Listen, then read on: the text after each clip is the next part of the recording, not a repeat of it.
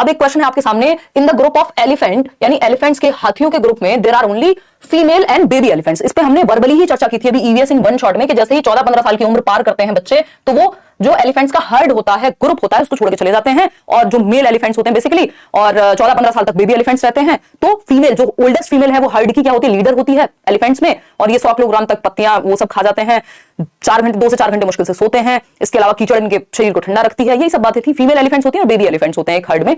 बड़े जो मेल्स हैं वो नहीं होते, और 14-15 के बाद बेबी भी चले जाते हैं, जो मेल एलिफेंट होंगे वो छोड़ के चले जाएंगे। ठीक है, कोई दिक्कत नहीं, कोई परेशानी नहीं है। आगे बढ़े। वसीम क्या कह रहे हो भाई? अभी क्वेश्चन आप बाद में पूछेगा, पहले मेरा सेशन देख लीजिए। मतलब ये सेशन इंपॉर्टेंट है, मैंने क्वेश्चन निकलवा के एनालाइज करके इतने सारे सोर्सेज, मेरा मेल, कमेंट्स, जो आपने करियर विल पे क्वेश्चंस भेजे थे, मैं लास्ट में व्हाट्सएप नंबर शेयर करूंगी, वो सब डाले हैं। ठीक है ना।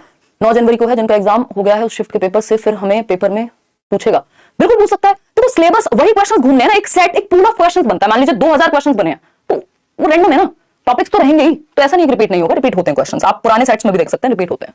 तो mail elephant go alone and live, ये तो हमें पता ही है। ठीक, आगे बढ़ते हैं। हम लोग कितनी संख्या में जुड़े हुए हैं? इतनी रात को सेशन है 10 बजे, 33,000 लोग। तो लाइक शेयर भी उतने ही लोग कर दीजिए, अगर सेशन आपको पसंद आए, हेल्प करेगा पक्का पक्का, यही इंटेंशन है, अदरवाइज और कोई इंटेंशन यहाँ है नहीं। देखिएगा, तो हम देख रहे हैं कौन सा एक सही नहीं है हनी बीज के बारे में। हनी बीज नोट्स खोल के देखिएगा, मिल जाएंगी, प्रीवियस सेशंस देखेंगे तो मिल जाएंगी, है ना। और हनी बीज की जब हम बात करें मधुमक्खियों की, तो कौन सी बात सही नहीं है कि मेल वर्क इन बीज ऑनलाइन ऑनलाइन, ये कुछ लोग ना टाइपिंग में गड़बड़ करते हैं, क्वीन ले द एग्स। हाँ, ये बात पक्की सही है, जो क्वीन भी होती है उनकी, जो रानी मधुमक्खी होती है, सिर्फ वही जो है वो अंडे देती है और वो मस्त रहती है, वो काम नहीं करती। बाकी जितनी वर्कर बीज होती हैं वो काम करती हैं। ठीक है ना। और ऐसा नहीं कि और ऑल हाइव्स गिव एग्स, सब नहीं देते। तो ये एक बार आप नोट्स खोल के डिस्क्रिप्शन बॉक्स में मिल जाएंगे, इनके बारे में प्रॉपर पढ़ लीजिएगा। अक्टूबर टू दिसंबर सही टाइम होता है मधुमक्खी पालन का। ये बेसिक बातें हैं, ये ग्रुप में रहती हैं, तो थोड़ा थोड़ा आपको आइडिया लग जाए, क्योंकि ऑप्शंस कई बार क्या हो सकता है, व्यक्ति को जितना ऑनलाइन पेपर में याद रह गया होगा वैसे ही भेज दिया होगा ना, बिल्कुल एक एक वर्ड सही लिख दे, ये तो पॉसिबल नहीं है। फिर आता है, हमें रेफरेंस के लिए देखना है इसको। What statement is not help tiger in the night to prey, यानी रात में शिकार करने में टाइगर को क्या एक चीज हेल्प नहीं करती। तो अगर वो दहाड़ने लग जाएगा तो कहां से हेल्प मिलेगी उसको? कॉमन सेंस है, कुछ ऑप्शंस आपको एलिमिनेट करने आने चाहिए। ये मैं जब भी प्रैक्टिस भी कराएगी आपको, अभी हम आगे भी कुछ क्वेश्चंस की प्रैक्टिस करेंगे, और केबीएस वाले परेशान ना हो, उनके लिए भी चीजें हैं। मैं इवन केबीएस और बाकी क्लासेस में बिजी थी शाम से, नहीं तो ये सेशन और थोड़ा पहले हो जाता। शार्प लिसनिंग की अगर हम बात करें, हाँ शार्पली सुन सकता है। लीफ और जो अगर कोई चल रहा है तो उसके बीच में पत्तियों की गड़गड़ाहट और उन सब में ये पता लगा लेता है। टाइगर पे पूरी कहानी हमने ईवीएस इन वन शॉट, अभी वीडियो परसों ही सेशन हुआ है, उस पे की थी। ठीक है ना। तो रोड अगर वो दहाड़ेगा तो कहां से प्रे मिल पाएगा? भाग जाएगा जो शिकारी, जो भी उसका शिकार है वो, तो दहाड़ से कोई मदद नहीं मिलेगी। अब जैसे ये आया था मैच द फॉलोइंग, और आप लोगों का बहुत बहुत धन्यवाद जिन लोगों ने क्वेश्चन भेजे हैं, बहुत बड़ी बात है। गिर कहां है, रणथंबोर कहां है? तो रणथंबोर तो हमें नाम से नहीं पता लग रहा कि ये राजस्थान में होगा, कॉमन सेंस। ठीक। जिम कॉर्बेट हम पढ़ चुके हैं कि ये उत्तराखंड में है, डायरेक्टली भी हमने, मतलब जब शॉर्ट में किया है तब भी हमने ये पढ़ा है।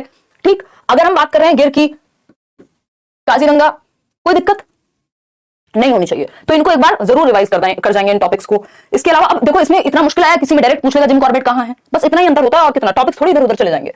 Read the statement. अब देखिए स्टेटमेंट क्या है।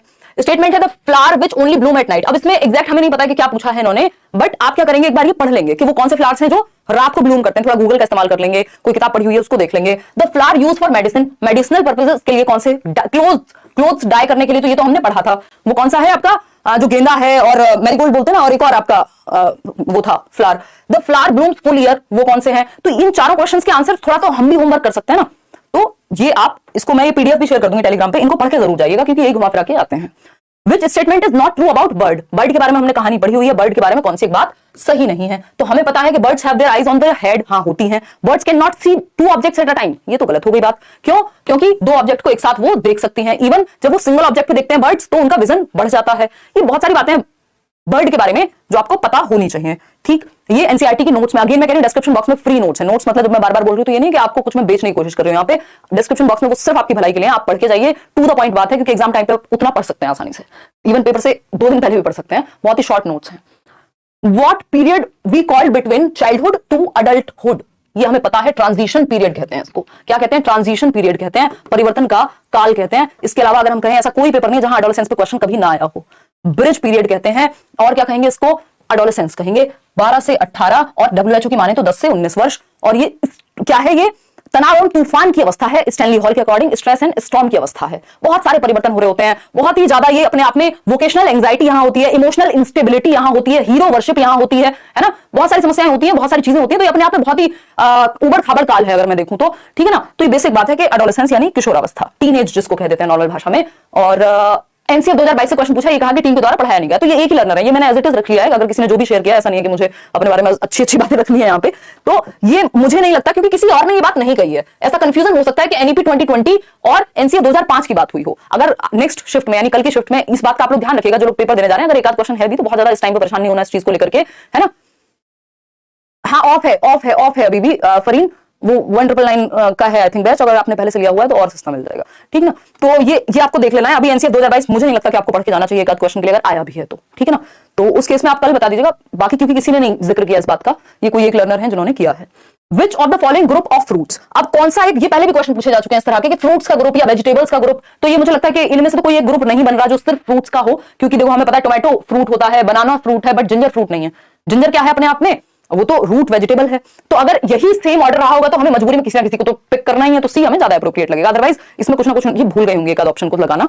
तो ये फ्रूट्स वाला बहुत पूछा जाता है, और कौन से वो फ्रूट्स वेजिटेबल्स हैं जिनसे आपका एनीमिया पे एक क्वेश्चन है, तो आपका एनीमिया मतलब खून की कमी, हीमोग्लोबिन, आयरन की कमी होगी, तो उसके लिए क्या खिलाएं बच्चे को, तो उसके लिए हमें पता है, या व्यक्ति को, तो ग्रीन लीफी वेजिटेबल्स जैसे आपका जो ये जितनी भी हरी सब्जियां हैं उसमें स्पिनच है, इवन इस तरह की और भी जो गुड़ है, जैगरी, वो हेल्पफुल होता है उसमें एनीमिया में। तो ये सब बातें ध्यान रखनी है।